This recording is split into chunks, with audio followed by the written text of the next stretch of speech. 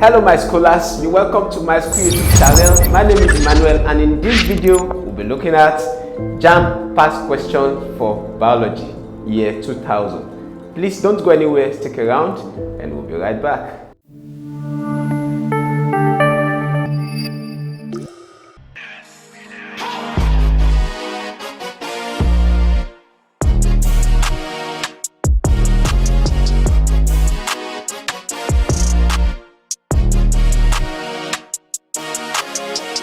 You're welcome back to my school YouTube channel.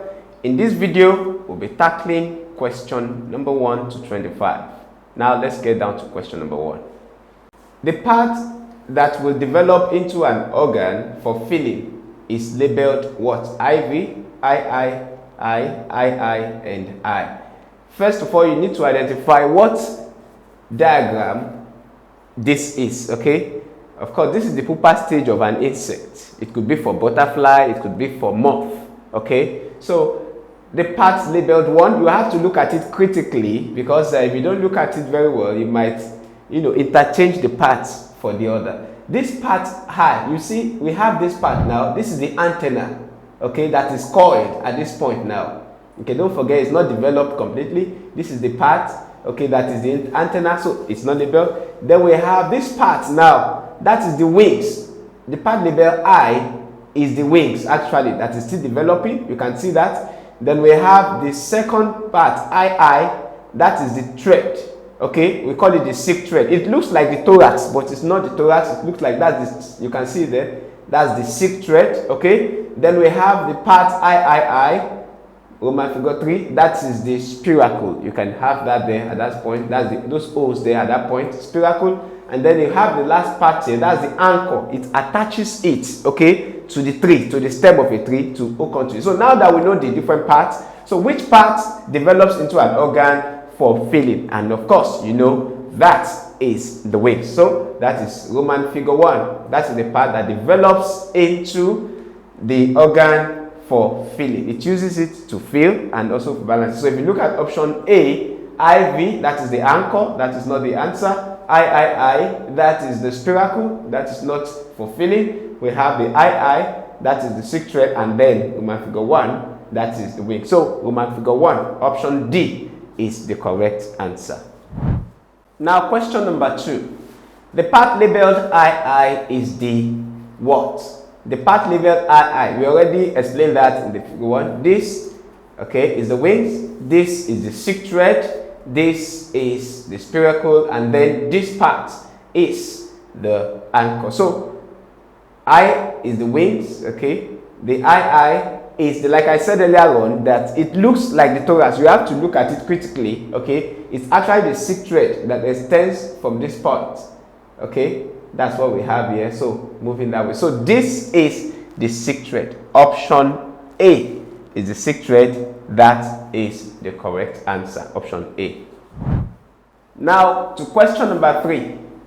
Which of the following features are all associated with monocots? The examiner wants to know if you know the characteristics of monocots. We have monocotyledons and then we have the dicotyledons, okay? And monocots usually are known for their one seed leaf. They have a one seed, and they're in the veins, okay, in their leaves, okay. It is not like the dicots. Let's look at option A. Option A says fibrous root system, okay. Yes, their roots are fibrous because they don't have a deep root system, okay. So we have the branched network. This is not correct because the branched network of veins are usually for dicots, okay, not for monocots. So this alone disqualifies option A from being the answer, even though we have the one seed leaf that is correct for the monocots, but this makes it null. The second option, option B, says fibrous root system. Fibrous root system, yes. Two seed leaves. Two seed leaves is a characteristic of dicots. That's why we say they are two dicots, okay. Two seed leaves, so it is not this. So this disqualifies the amphora part in 3. So this makes it not to be correct. Option C says one seed leaf, yes, because it is monocots. Petals in trees, okay, or group of trees, okay. The petals, yes, they are a group of 3. You see them the way they are arranged on the on the stem, okay, that is correct. And then the parallel venation. If you look at the veins, okay, the leaf, okay, they are stretched like long in veins, okay, parallel way. So that is correct. That is an option. That is one of the things that make or that qualifies or characterizes a monocot. Then option C is correct. Let's look at option D. One seed leaf, yes, correct. Net vein leaves and petals in trees or multiples of trees. So this does not make it correct. So option C is the correct answer. One seed leaf, petals in trees, and parallel venation of leaves. So option C is the correct answer. Question number 4.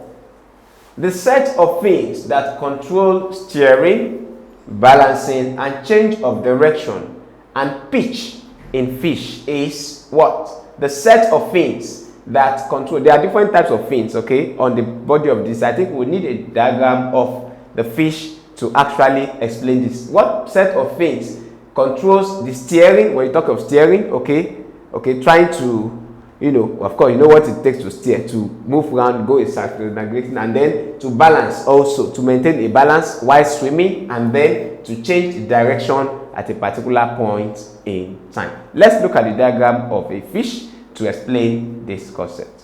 So you can have, we see now we have the dorsal fins here above the fish, okay, we have it here. This is the streamlined body, okay, but that's not part of the fin. We have the caudal fin. Caudal fin is at the tail, or it's called the tail fin, okay. Then we have the dorsal fin, we have the pectoral fin, okay, we have it here. We have the pelvic fins at this base. Now, when the fish is swimming, it needs this to balance. Then this is around the gill, okay, you have it on the two sides, this and this side. So when it swims, it needs to balance. So that it doesn't swerve this way or go this way. So to allow for balancing, it needs this particular fin, okay, this pectoral fin that you have on the two sides, and then this one also. You can see the way it is just like an aeroplane, okay. An aeroplane will need those wheels to balance up what it is. So just exactly the way it is. This one, it might need this one to meander, okay, or to swerve while it is this, and then to swimming. But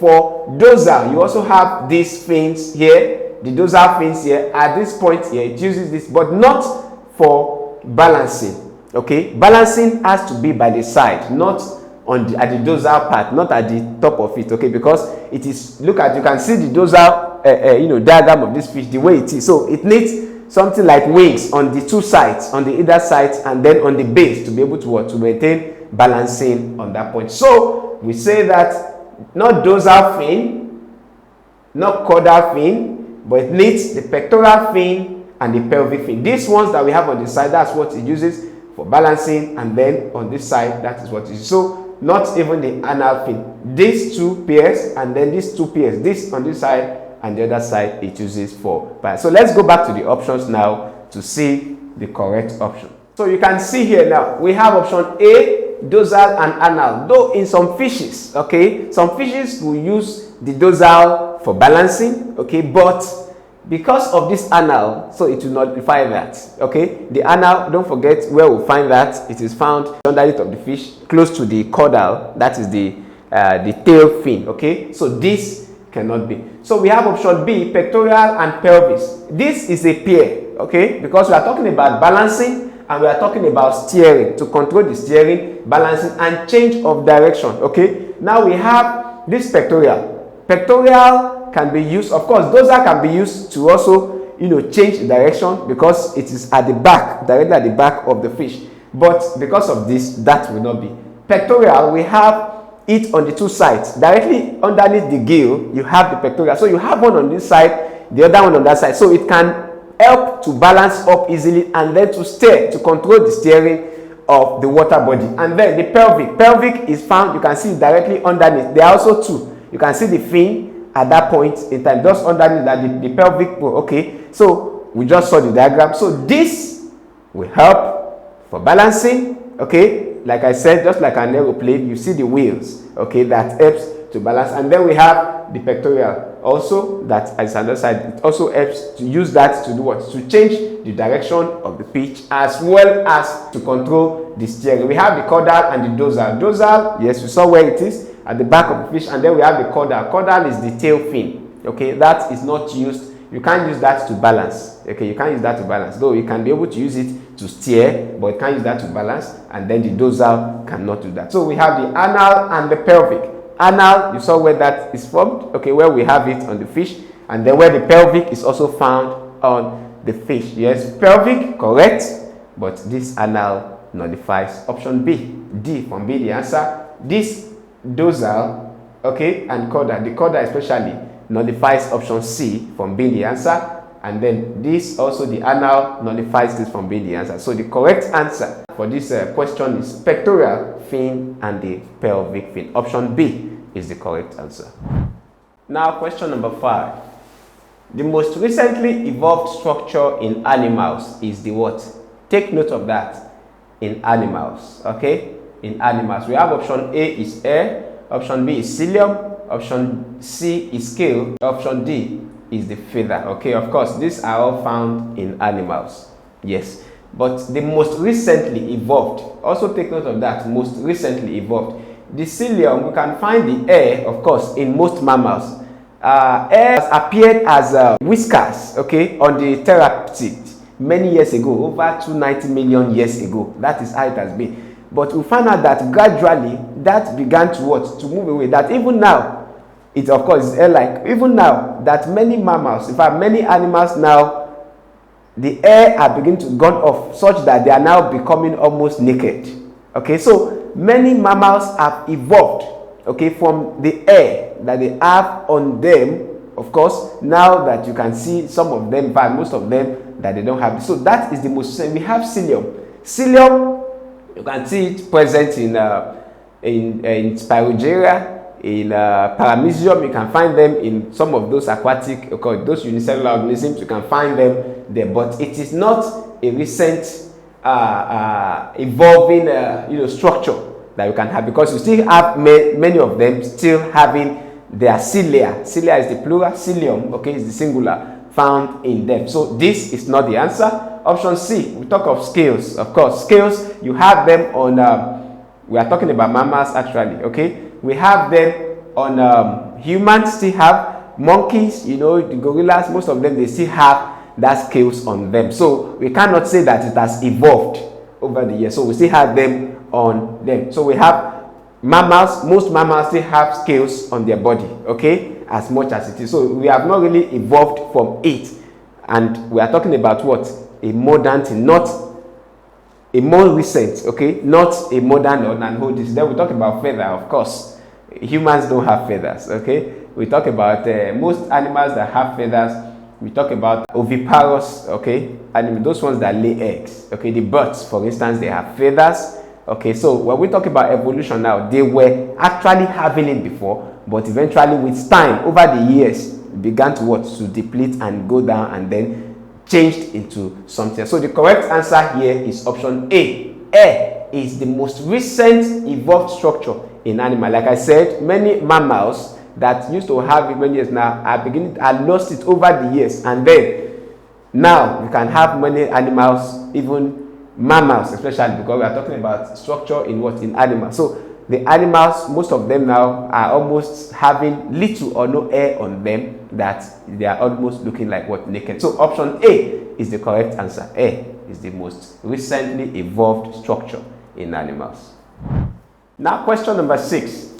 Coelom is absent in the class of animals termed what? Coelom. What is coelom? Coelom has to do with a fluid, fluid body cavity, fluid-like body cavity. Okay, they have some fluid, okay, in their body system. Okay, so which one is absent among all of these options now? Which one has coelom absent in them? If you look at, I want to take the option from option D. Option D looks almost like this. Okay, it's confusing. You can see COE. So the examiner intentionally put it so that can confuse you if you don't know. Coelentrates, coelenterata or coelentrates actually belong to the group we call the cnidarians. CNIDS, cnidarians. Okay, cnidarians usually they are coeloms. They don't have body fluid. They don't have fluid, okay, in their body cavity. Okay, so instead what they have is they have a gastrovascular body cavity. That is what they have in them. So they don't have that fluid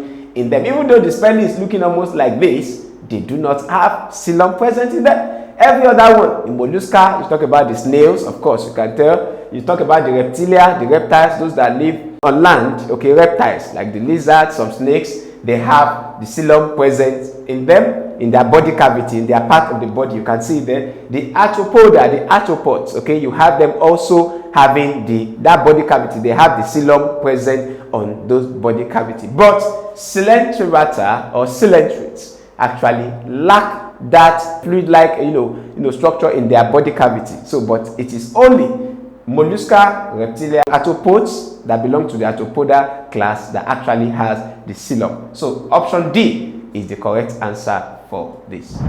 Question number 7. A characteristic of vertebrates that is unique to mammals is, so which means that definitely all vertebrates, okay, mammals that is unique, even though they might be vertebrates, but it is unique only to mammals, okay, not all vertebrates. Let's look at option A. Option A says the presence of pentadactyl limbs. Pentadactyl, from the name pent, that's 5. So having a 5 limbs, like the hand, like humans have it, monkeys have it, gorilla have it, okay, of course, they are mammals. That would have been unique. But it is not only animals. We have some amphibians that also possess pentadactyl limbs. Okay, for instance, we have the frogs, we have the salamander. Okay, they all possess this, and they actually lay eggs, so they are not mammals. So this is not unique to them. Option B, parental care. Of course, all parents usually they will care for their young ones. Okay, whether they are mammals or what they are not mammals, they will care. So this is not also peculiar, it's not unique to mammals alone. We have option C, the possession of scrotum. Yeah, possession of scrotum. Mammals, especially the male counterparts of humans, of mammals, actually have testes. Okay, two sets of testes in the scrotal sac. Okay, that's the scrotum. Okay, so you can see it outside.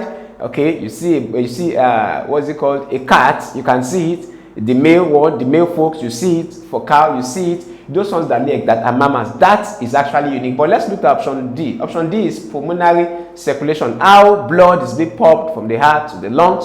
Oxygenated blood all through, having a chambered heart. Okay. Yes, all animals or all mammals or all vertebrates might not actually have the 4-chambered heart like humans having 4-chambered hearts. We have fishes that also have these pulmonary circulations that are not mammals, okay, even though they are vertebrates because they have backbones as vertebrates, but they are not mammals, but they also possess pulmonary circulation. So this is not unique to mammals. Only option C, the possession of scrotum, is what is unique to mammals that are vertebrate. This is not option C. So option C, the possession of scrotum, is peculiar, is unique to mammals as vertebrates. So option C is the correct answer. Now let's move to question number 8. The order in which organic evolution has progressed in plants. Okay, when we talk about order of organic evolution, we're talking about the sequencing, okay, in which the natural selection takes place. It was actually Charles Darwin that talked about that. Talked about how plants are able to evolve. Okay, the natural selection, putting into consideration, we look at the population, we look at the selection, we talk about the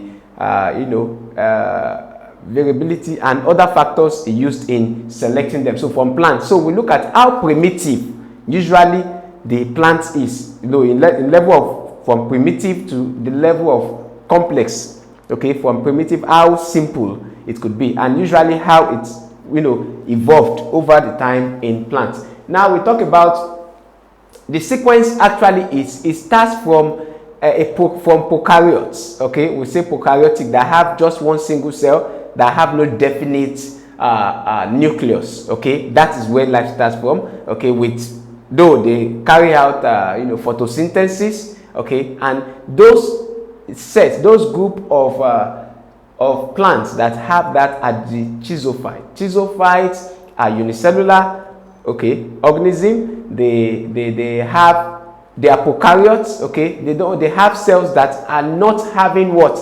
Nucleus present in them. Example of that is the blue algae.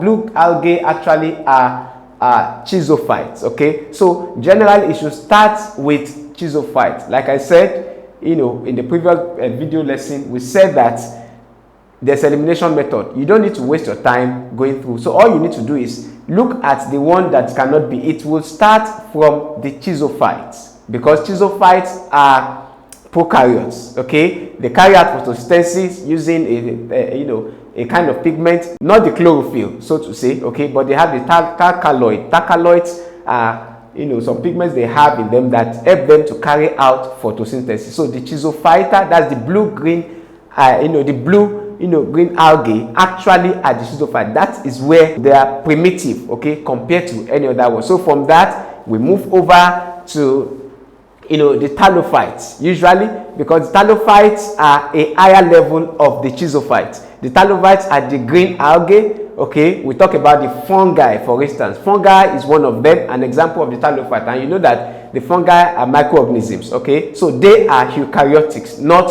prokaryotics like the chisophytes. So life begins. The less primitive, it is with the chisophytes. Okay, that's the chisophyta to the thallophyte. So if you look at all these options we have here, actually it is only option B that started with chisophyta. So don't waste your time looking at, okay, which one is not this. So in order from the list, it starts with chisophyta, that's the chisophytes. Okay, we have them, that's the blue algae, like I said, they are prokaryotes. We have the thallophytes, okay, like the fungi, okay, they belong to they are eukaryotic. Then we have the bryophyta. The bryophyta, are the group that contain the moss, okay, moss, and then the liverworts. They belong to this, okay. Then we have the pteridophyta. Pteridophyta, like your fan, those are examples of pteridophytes. It's a higher level of the moss, okay, or the liverworts that we have here, although they are also eukaryotics, okay. And then we have the spermatophyta.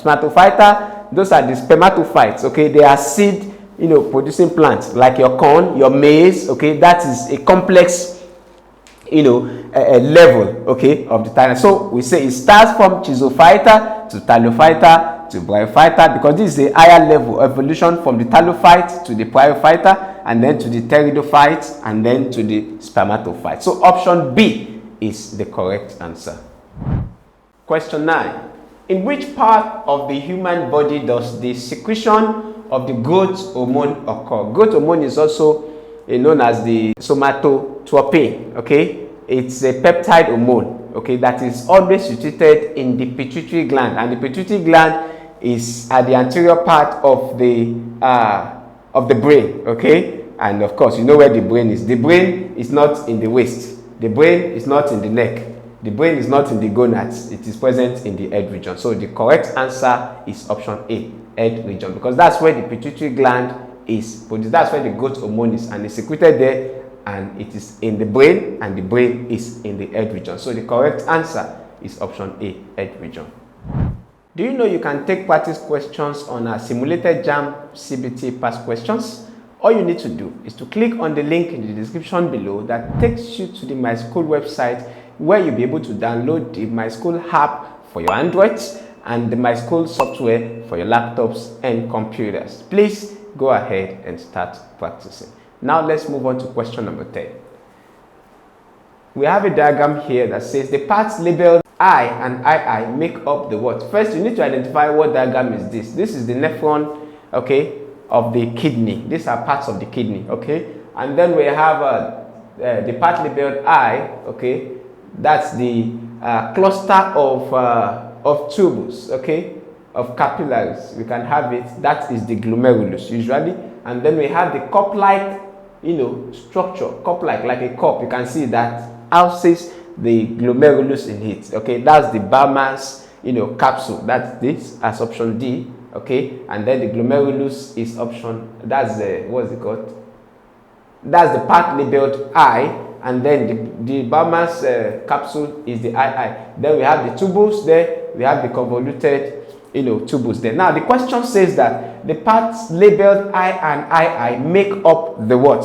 So the glomerulus and the Bowman's capsule, both of them actually are used, help in filtering the blood, okay, in the kidney. So what they do, both of them actually make up the Malpighian body. That's option C. So glomerulus and the Bowman's capsule make up, they make up the Malpighian tubules. Okay, so both of them together make up the Malpighian tubules, not the convoluted tubules.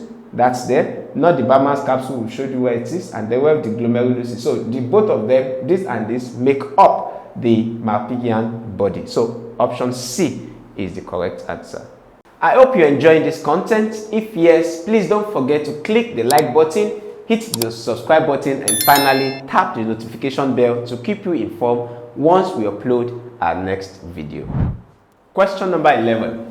This diagram is just a replica of what we had in question number 10. Okay, so we already explained what it is. We said the part labeled I is the glomerulus, the part labeled II is the Bowman's capsule. Okay, the third part is the convoluted tubules. Okay, and then the fourth part, we said that actually is tubules. Okay, that is made up of both this the glomerulus and that. So in mammals, reabsorption of salt takes place in where?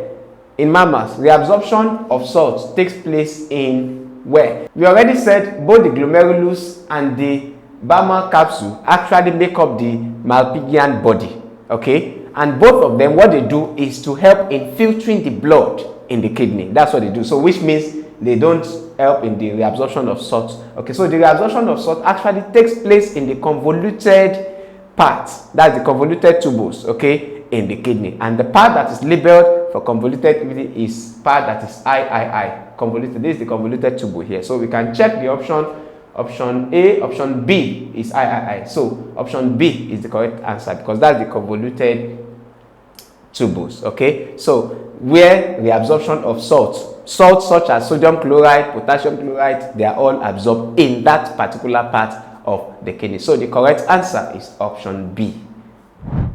Question 12. The part of the brain that controls body posture in mammals is the part of the brain that controls body posture in mammals. How they're able to put their body posture in mammals is where we have option A, thalamus, cerebellum, we have spinal cord, we have cerebrum. Cerebrum and cerebellum, oftentimes they are confusing to many students, okay, but they are different. The cerebrum is actually the largest part of the brain. Okay, it helps in in movement, just like the spinal cord helps in the movement of the body. Okay, the cerebrum also does that. And then the cerebrum can also help in regulating the sensory modes that are present in the body. Okay, so that's what the cerebrum does. The spinal cord, we've said, it helps in the regulation of movement. Okay, the body part, how someone is able to stand and move. So but when we talk about cerebellum, help in balancing. Okay, when we talk about balancing of the body structure, how the body is positioned, the positioning of the body, the cerebellum helps in doing that. The thalamus is the part of the brain that helps in sleeping and waking. Someone can sleep and wake up. Okay, it's the thalamus that's responsible for that. Then also in memory, that someone can be able to keep memory, can remember some things, okay, on time. Thalamus helps in that aspect. So the part of the brain that actually controls the way the body is positioned, okay, the posture of the body, is actually the cerebellum. Cerebellum is what helps that. So option B is the correct answer. Question number 13. Peripheral arrangement of vascular tissues in dicots is a characteristic of the internal structure of the what part of the plant. Okay, when we talk about vascular tissue has to do with in fact comprises the xylem and the phloem, okay, which are the major transporting system of the plant. Okay, and then this vascular tissue that we're talking about in dicots has to do with the arrangement, the ring arrangement of the tissues, and that is not in the leaf, that is not in the petiole, that is not in the root, but it is in the stem, because that is where the vascular bundles, where we can find the xylem and the phloem present, and they are arranged in the ring form. Okay, where of course we are talking about the dicots, okay, not the monocots. Okay, so the internal structure of the arrangement, peripheral, okay, the surface arrangement of the vascular bundles is actually in the stem, not in the leaf, not in the petiole, not in the root, but in the stem, because that's where we have the xylem and the phloem, that is the major transport system of the plant present. So the correct answer is option C, the stem. Now let's move on to question number 14. This is a diagram here, and of course you can tell what this is. It says the substance labeled II originates from what? II. So we need to know what each of the parts is, okay? The first part here, usually we have that space there, okay? That is where our oxygen is. Actually, the gas is formed at that point. And then we have II here, okay? That is the air bubble that is coming in from here to form the what? The oxygen that we have at this point. You can see it, we have II. The part II here, that is the leaf, okay? If you are familiar with this diagram, this is a elodial plant. An elodial plant is a photosynthesizing water plant, okay? It carries out photosynthesis. So we can test for the presence of chlorophyll. You can test for the presence of how food is being produced, okay? Because photosynthesizing, so you can tell. So that oxygen, and you know that in the photosynthesis process, okay, we said that the food is produced from carbon dioxide, carbon dioxide, and water reacting together in the presence of sunlight to give us the food, okay, which is C6H12O6 plus oxygen. Oxygen is being given up. That's the gas we have at this point. So we have IV here, where we have the water. So this is the water, this is your funnel, this is your inverted tube, okay, as the case may be. So now we know what each of the parts is. So this air bubble that is coming from here now, the question says the substance labeled that originates from where. So where is this air bubble now? Where is it originating from? Of course, you can see that it is from this what? From this plant that we have here. Because without the presence of the plants, the green plants that allow photosynthesis to take place, oxygen cannot be produced. So which means the oxygen is coming up here to form at this point. So it is originating from this particular plant, that is the elodial leaf. So part 3, and that is labeled part III. So the substance labeled II originates from III only. So that is what makes it up, because if it is not there, you cannot have oxygen being produced. So III only. IV only is not. Okay, that's the water. Okay, it's not that. We have IV only. We have I and IV, that is the oxygen itself. That space we have there, and the no. You can see where it is emanating from. It is actually from the green plants that we have there. So option A is the correct answer. I only. Now away from that, we move to question number 15 now. The gas occupying the space labeled high is, we already explained this. This is the same diagram we encountered in question number 14. Okay, we already said that the part I is actually the oxygen that is produced. This is actually a setup experiment to test for the presence of what? Oxygen. So there's no point in the gas occupying the space labeled there. This is the elodial leaf, and then it is oxygen that actually is going. So just look for not carbon dioxide. This is used to produce the oxygen, because that is what both the carbon dioxide and water is what is used to carry out photosynthesis, to produce the food by the green plant. Okay, nitrogen is not, because that's not part of, we don't have that present in the food. We have the hydrogen, not that. Oxygen is actually what is produced, because that is one of the end products of the photosynthesis process. So the correct answer is option D, oxygen. Question 16. The scapula and the ischium are part of the dash. The pectoral girdle, the pelvic girdle, appendicular skeleton, the hind limb. First, you need to ask, where can we find the scapula and where can we find the ischium? The scapula is actually the flat triangular bone where you can find on the shoulder part. They call it the shoulder bone, okay? And that is found at the pectoral girdle. That is where we can find that, okay? That part is referred to as the pectoral girdle, okay? It supports the other muscles of the bone. Then we talk about the pelvic girdle. The pelvic girdle is actually, found at the lower part.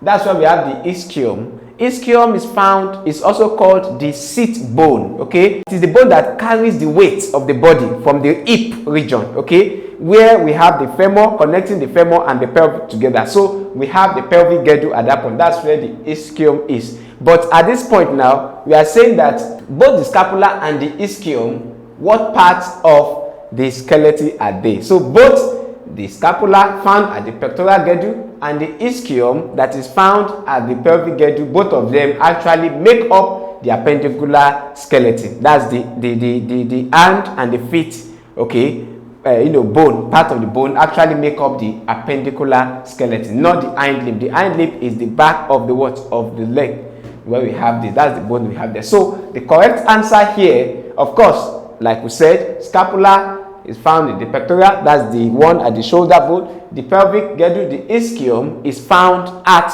the hip region, okay, the seat bone, okay, that's the pelvic. But both of them together actually are part of the appendicular skeleton. So the correct answer is option C, appendicular skeleton. Question 17.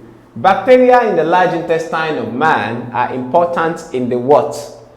Synthesis of vitamins K and B2, digestion of vegetables, synthesis of vitamins A and D, absorption of water. Of course, absorption of water, bacteria is not, these bacteria in the large intestine do not do that, because absorption of food and digested food actually does not take part in the large intestine. It takes place in the small intestine. So elimination method, D is off among this option. Option C, synthesis of vitamins A and vitamin D. For this vitamin D alone, we know vitamin D is the vitamin that we get from the early hours of sunlight, okay? So that is not the work of bacteria in the large intestine, okay? So it is not option C. So option D, digestion of vegetables. No, bacteria do not help in digestion. Digestion does not actually take place in large intestine. Digestion and absorption of food actually takes place in the small intestine. Option A, synthesis of vitamins K and B2. Vitamin K actually, there are bacteria actually in the large intestine. What they do is to help us make or manufacture or produce vitamin K, okay? That's what bacteria in the large intestine actually do. So option A says synthesis of vitamins K and B2. That is important. So option A is the correct answer, because bacteria in the large intestine actually help to make or produce or synthesize vitamin K and B12. So the correct answer is option A, synthesis of vitamins K and B2. Question number 18. Short-sightedness can be corrected by lenses which are what? First of all, what is short-sightedness? That's another eye defect, okay? Name that is called the kind of eye defect that is myopia, okay? When someone is myopic, okay, the person is short-sighted. The person can only see objects that are close by, but anyone that is far away, the person cannot see. So that's short-sightedness. So it is an eye defect actually. Now, ordinarily, every object should be formed for you to be able to see clearly, should form on the retina, okay, before, so that you can be able to what? To view the object that it is. Now, what the short-sightedness, which is the eye defect, the way it can be corrected actually is by getting a lens, okay, that will be able to bend the light rays, okay, and focus the object to be formed before the retina, in front of the retina, so that you can be able to what? To adjust the eyeball, and then you can be able to see clearly the object that is there. So you need a kind of lens, okay, that can be able to bend light, and the kind of lens that can do that is the concave lens. Option D, concave lens, okay. The option C says plano-convex. Plano-convex has one part, okay, of the lens that is plane, while the other side is convex. That kind of lens will not be able to concentrate or bend the light, okay, light rays outward, so that the eyeball, the light can now focus on the eyeball of the eyes and then correct that, so that the object can now, for the image is formed on the retina. That will not happen with this plano, because one part of the lens is plane while the other one is convex, okay, just like you having the part of the plane mirror, okay, one side that is plane, the other side. So for biconvex, we have two types of convexes, okay, together, placed together. We have one coming in there, the other one bulging out again. So that's biconvex. That will not make the light, when the light enters from one part to bend, the other one changes it again, it doesn't bend. So biconvex will not work. The convex lens is actually used to correct the long-sightedness, okay. That's what we call, yes, long-sighted, what we call hypermetropia, okay, long-sightedness. It's convex lens that is used in correcting that. So what that does is that will be able to bend the light, okay, to bend it inward, okay, and make it. But we need a concave because this is short-sightedness. The eyeball, the position of the eyeball is what makes for this. Don't forget, it's a eye defect, okay, that an object that is far cannot be seen. You can see an object that is close by. So we need a lens that can be able to make the light ray that is coming in to bend outwards, okay, so that the object can be formed back further on the retina, and it's only the concave lens that can do that. So option D, concave lens, is the correct answer. Question number 19. The inner ear contains two main organs, namely the dash. We have three parts of the ear. We have the outer part of the ear, we have the middle part, and the inner part of the ear. Okay, so when we talk about, let's look at option D. Starting from there, we talk about the pinna and the cochlea.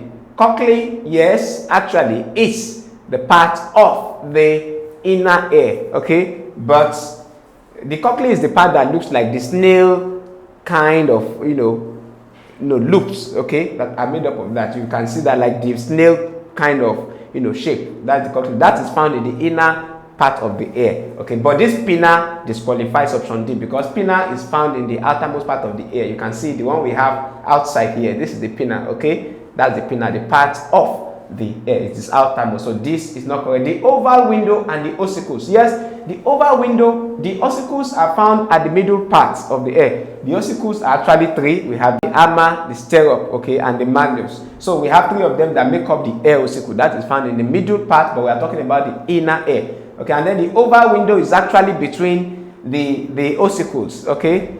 The ossicle in between the middle ear and then the inner ear. That's where we can find the oval window, even as the name implies. So option C is not correct. Option B, the cochlea and the semicircular canals. The cochlea, like I said, is part of the the inner ear, that is in the snail-like kind of shape. So that is found in the, and then the semicircular canals, okay, semicircular canals, about three of them actually make up the semicircular canals that is used for balancing and then for the hearing, okay. So both the cochlea and the semicircular canals help in hearing and then also help in balancing, and they are both found in the inner part of the hair, the inner layer of the hair. And then we have the option A, the eardrum and the eustachian tube. So the eardrum, of course, is found also close to, the eardrum is close to the stirrup, the ossicles, that's at the middle part of the hair. So this option A is also not correct. So the correct answer is option B, cochlea and semicircular canals. If you have any question bothering you at all, please feel free to ask a question. You can do that by clicking on the link in the description below that takes you to the Myschool website, where you have the opportunity to ask your questions and solutions will be provided within the short period of time. Now let's move on to question number 20. For growth to occur in organisms, the rate of food storage must be low, catabolism must exceed that of anabolism, anabolism must exceed that of catabolism, food storage must be high, okay? For growth to occur in organism, the food storage must be low. It does not have anything to do with whether food storage is low or whether it is high, because we are talking about growth. Growth is an irreversible change, okay? There's a change of state, okay? And you know that growth can happen either by cell meiosis, okay, meiosis or mitosis, okay, building up process. So when we talk about growth, there must be building up, okay, and that is why we talk about anabolism and we talk about catabolism, okay. So we need to differentiate the two of them. Catabolism actually is the breaking down process, okay, in the body of an organism. Okay, of course, we talk about respiration. Respiration is a break up process, breaking down process. There's a breaking down process, okay. You've taken in food, the food is digested, it's broken down into smaller, then you respire, you begin to breathe out. You actually do that in that. So that's a catabolic process, okay. And then the anabolic process is a building up process. We talk about the way DNA is synthesized in the body. We talk about how protein is synthesized in the body. Okay, those are examples of anabolic process. So for growth to actually take place or occur in an organism, the anabolism process must, or anabolic process or anabolism must exceed that of catabolic process. In other words, the building up process must exceed that of the what? The breaking down process. So option C, anabolism must exceed that of catabolism is the correct answer. Do you have better explanation or solutions to the questions that have been tackled already? Please feel free to share. You can do that by going down to the comment section, indicate the question number, and then the solutions to be profiled to those questions. Question number 21. The production of violet coloration when dilute sodium hydroxide solution is added to a solution of food substance followed by drops of 1% copper tetrazosulfate 6 solution while shaking indicate the presence of what? This is actually what we call the burette test. Okay, burette test is made up of sodium hydroxide solution, that's the reagent. The burette reagent is made up of sodium hydroxide solution, and then we have the what? 1% copper sulfate solution. Okay, that's what makes it up, and it is in the what? The change of color. There's the violet coloration that is formed once you add this the burette reagent. Okay, sodium hydroxide solution first, and then the 1% this one, then you shake it, the color of that food substance will change to a violet color, and that is a chemical test. Okay, burette is a chemical test to check for the presence of the peptide bond. Peptide bonds are bonds that are present in proteins. Okay, so in other words, this is to check for the presence of protein. Okay, so it is not carbohydrate, it is not fat, it is not reducing sugar. Okay, like we talk about the sucrose. Okay, we check of that. We'll be talking about the Miller's reagent. We'll be talking about other tests. So, but the production of violet color, okay, using the burette test or using the burette reagent in the burette test is to check for the presence of protein, which is option A. Question 22. The greatest amount of energy will be obtained by the oxidation of 100 grams of what?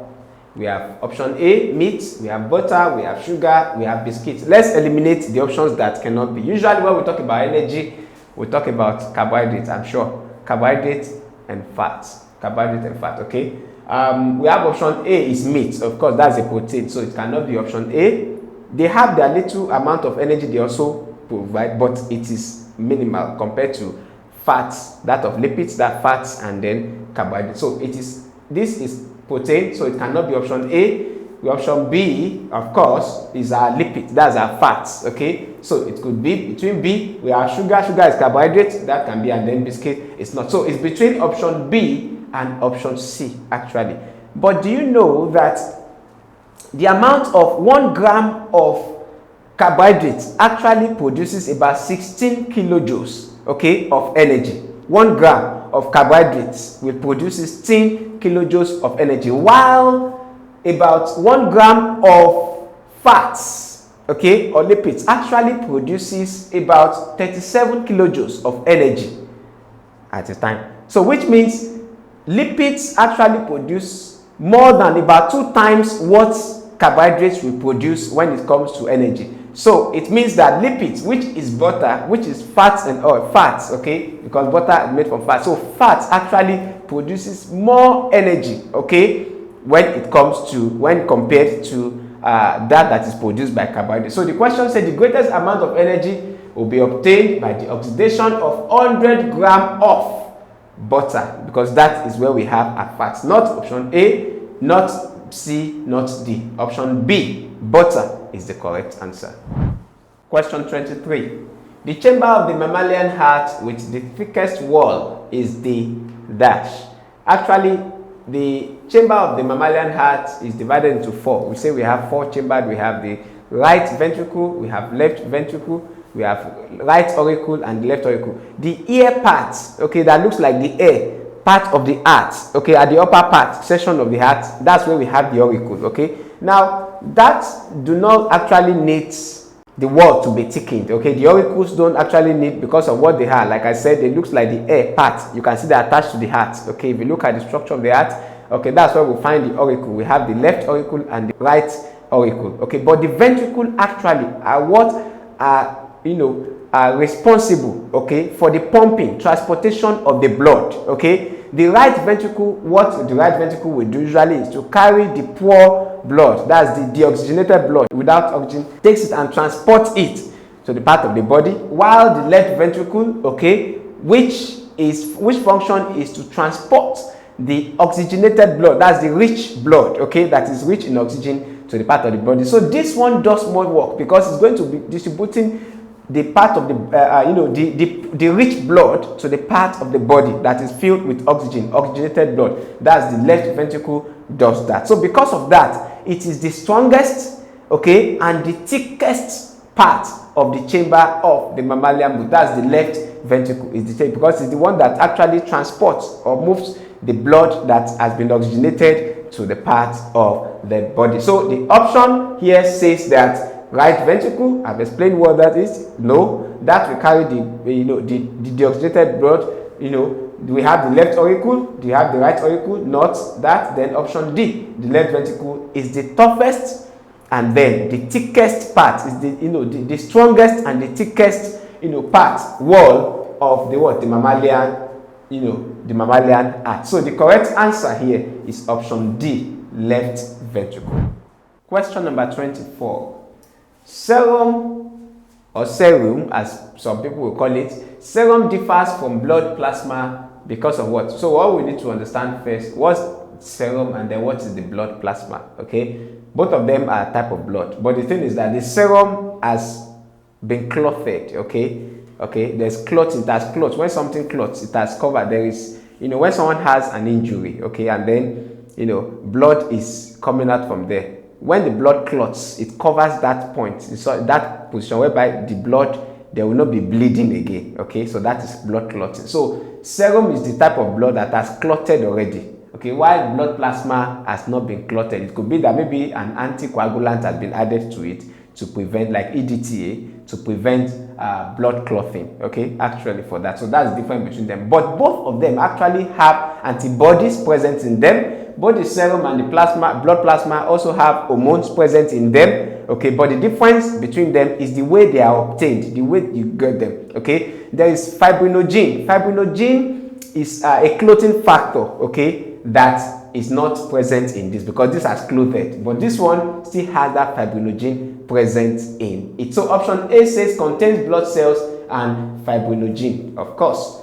says serum differs from blood plasma because that. So serum does not contain fibrinogen. So option A is not correct. Option B says contains soluble food and mineral salts. No, serum already have, yes, they both have like I said earlier on, both of them actually have antibodies present in them, and both of them have hormones, but so it is not a difference, okay. Then both of them, it says, lacks the blood protein and fibrinogen. Of course, there's no blood protein in the serum, okay, and then fibrinogen is also not present in the serum, even though we have it present in the blood plasma. That's what makes the difference. But option D says lacks blood cells and albumin. No, they don't lack blood cells because they have blood cell present there. So option C says serum lacks the blood protein and fibrinogen. So which makes option C the correct answer.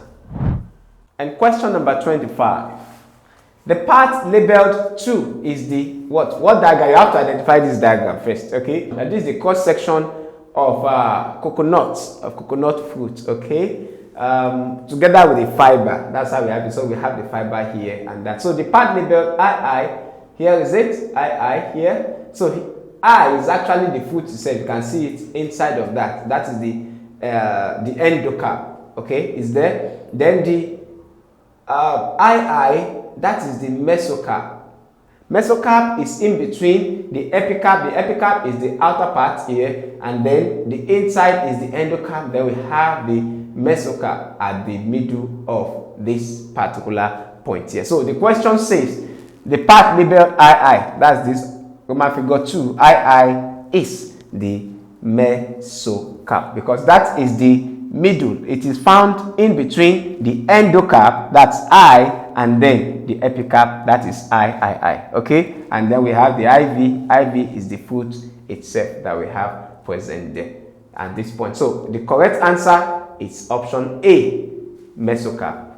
Pericarp is not, endocarp is not, epicarp is not. Option A, mesocarp is the correct answer. I hope you enjoyed this content. If yes, please don't forget to click the like button, hit the subscribe button, and finally tap the notification bell to keep you notified once we upload our next video.